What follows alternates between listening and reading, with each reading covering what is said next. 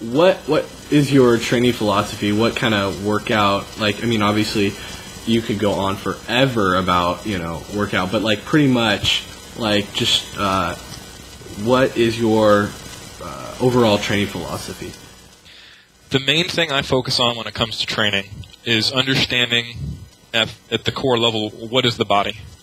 And it is basically a biological machine that adapts to a stimulus. So when you come from it from that angle, you kind of start to let go of some of the myths you hear of, high reps get you cut, or, you got to destroy the muscle to build it up, or just any of those kind of cliche bodybuilder things you hear. And you start going, okay, so what I'm trying to do is provide a stimulus that will cause muscle growth. And then at that point, then you can start evaluating different programs. And you notice that everybody will tell you there's a way to work out. There's Dorian Yates HIIT, or there's, high volume Arnold Schwarzenegger. These guys are both pretty good bodybuilders, Yeah, pretty good. And what that really comes down to is that if you give a stimulus, you will adapt. What is the most optimal way to do that? That's very individual, and everything works to some extent. And what I've found is that using periodization, or basically a way of organizing training into different blocks, I can follow a more high volume, a more high intensity, or a higher frequency, and you just have to give yourself a period of stimulus where you adapt. Once you get that adaptation, you're going to be pretty well adapted to that, and you've got to change the stimulus a little bit. So essentially, it's a long-term picture of how to create continual growth. What that looks like in the gym is relatively heavier weights, reps anywhere from like the 4 to 15 range, depending. Moderate to high volume, higher frequency than most guys use, and a focus on gaining strength, but also fatiguing muscle and creating high levels of activation. So really, it's not very concrete. It has very much to do with what you've done. If you're somebody who's done all powerlifting style training, all like 1 to 5 reps, and you've been doing that for 10 years, you'll probably get a lot of growth out of doing higher reps, higher volume, higher frequency. And on the flip side, you take somebody who's been training like Arnold their whole life, and you throw a high-intensity program out of them, they're going to start growing.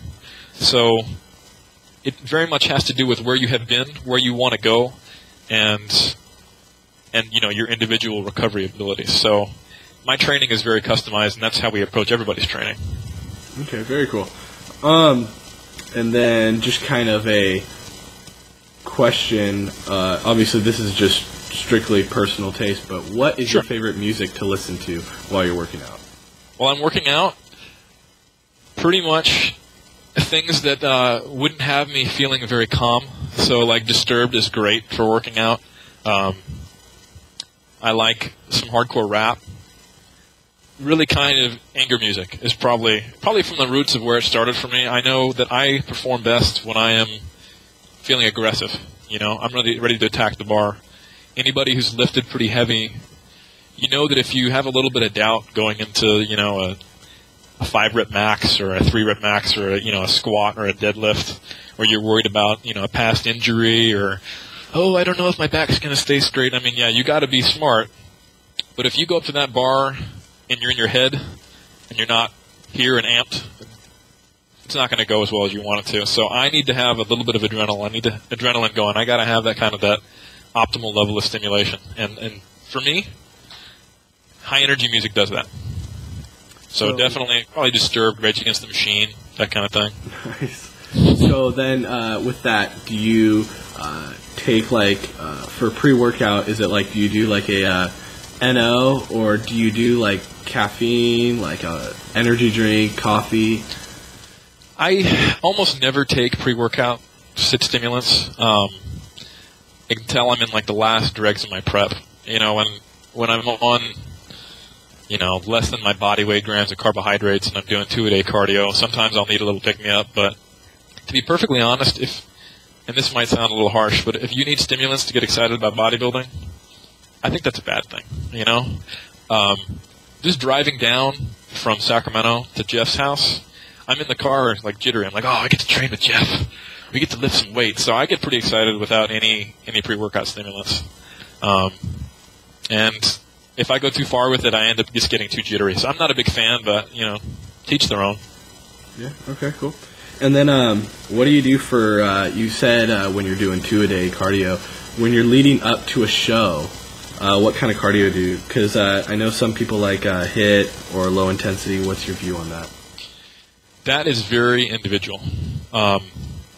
There's benefits to both. Low intensity cardio, there's really no recovery from that.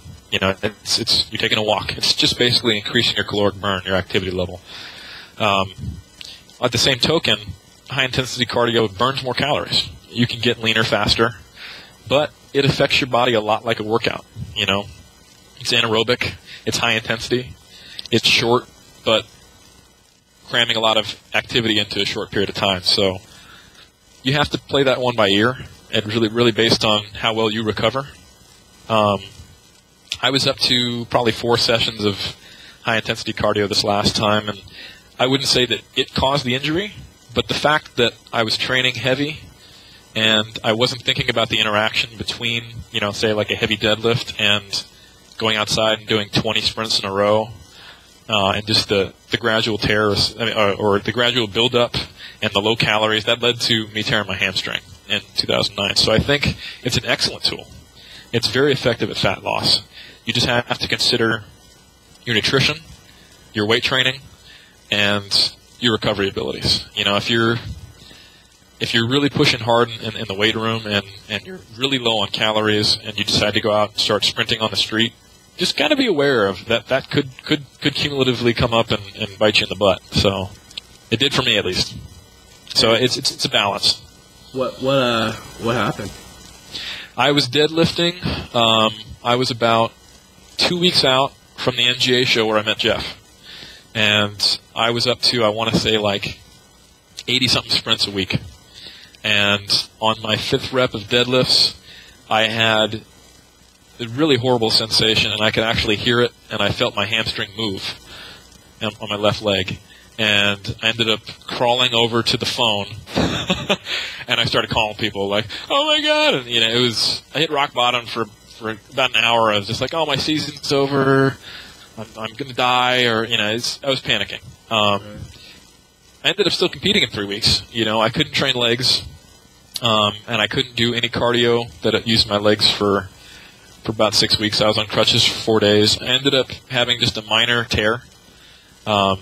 It didn't require surgery, thank God, and it all turned out in the end. But I kind of learned that more isn't better, better is better, and that if you train as hard as you possibly can without training smart, it's actually counterproductive. So it was a good dumb teenager moment for me, and it probably helped me get smarter. So that's funny.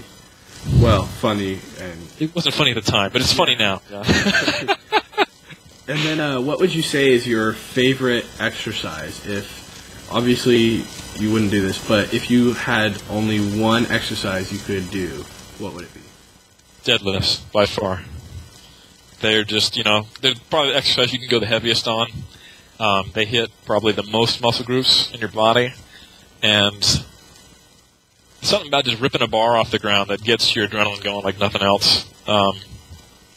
And even the fact that that's what hurt me, I still really enjoy that exercise. It took me a while to get my cojones back to actually do it, but it was, I love deadlifts. They're great, so, and they're effective. And then moving on to nutrition, let's first talk about off season. I know there's guys that believe in staying lean to the off season, and then there's guys who believe in getting ginormous. So what is your view on that? Again, that is very, very individual, and you're going to hear me say this a lot. But if you've been in the game 20 years and you're in your 40s, getting ginormous in the off season is just going to create a very hard contest prep. A lot of it has to do with training age. Especially naturally, the more muscle you put on, the harder it is to put on more muscle. So the rate of gain is obviously going to slow down. I probably put on close to 20 pounds my first year of training. And that's incredible and crazy. But I think I took off from all of 2008 just to train in the off season, and I got very big. I was like 226, and I compete like at 180. Wow. And The next time I competed, I was probably, my stage weight was 3 pounds heavier and I was leaner. So we're talking in a year and a half, I put on about 5 pounds. And I actually think that's good for someone who's been in the gym for intermediate or especially advanced amount of time. And you also have to consider your age. You know, I'm not one for putting limits on yourself, but if your metabolism is slowing down, you just don't need as much food to grow. And I look at it as you want to create an environment for growth and then have a realistic expectation of how fast it can go. Sure, if you just push all your levels to 10 and you just go crazy, you know, you eat the seafood diet, and you're training as hard as you possibly can, you will get maximal growth. But if you have to diet off 50 pounds, that extra 2 pounds you might have gained that year are going to come off while you're dieting because you had to do such a strict, long, hardcore diet to get 50 pounds off your body. So let's put it this way. If you're 18, you've been training for a year, go ahead and get huge, you know. And you can get away with that a couple times, probably 2 or 3 big growth spurts while you're in your 20s. You've been in the gym 5, 6, 7 years or longer, and your age doesn't start with a 2 or a 1, then you probably want to stay within 15 to 20, 25 if you're a bigger guy within your contest weight, unless you just have a really easy time getting dialed. But in general, you want to gain as much as you can while staying within striking distance of being diced. That's my basic philosophy. Okay. And then what do you do, like a custom diet for pre-contest, or is it kind of like, is it just like your own concoction, or what? For me or for clients? For you. Or for anybody. For me, I tend to have a very adaptable metabolism.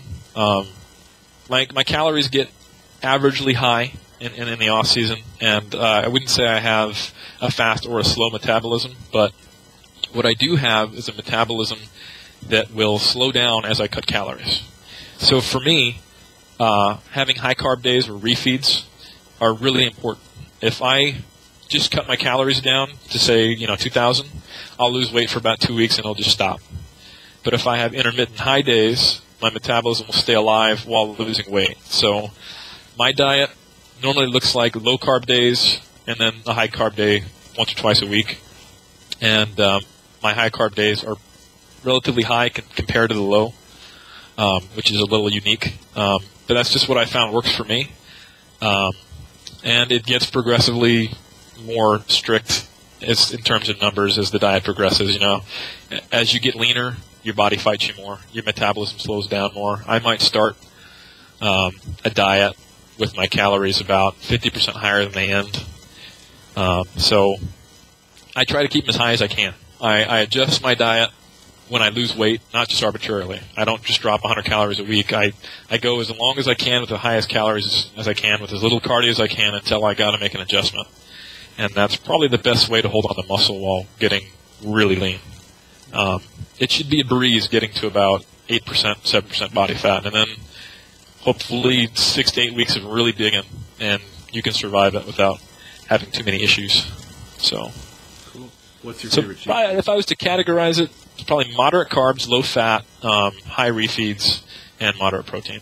So similar to the low carb diet. It's low-ish carbs, definitely not ketogenic unless I have to go there, but an emphasis on high carb refeeds. Okay. So I'll probably still start my carbs at around 200 grams on low days if I have to. So it's not crazy low. It'll get there. I always get very low carb eventually, but it doesn't start that way. Okay. And what is your favorite cheat food? Cheat food, Mexican burritos, definitely. Nice. By far. Seems like a common theme. It's cheese. Cheese is great. Yeah. Click here for part 3 of the Eric Helms interview.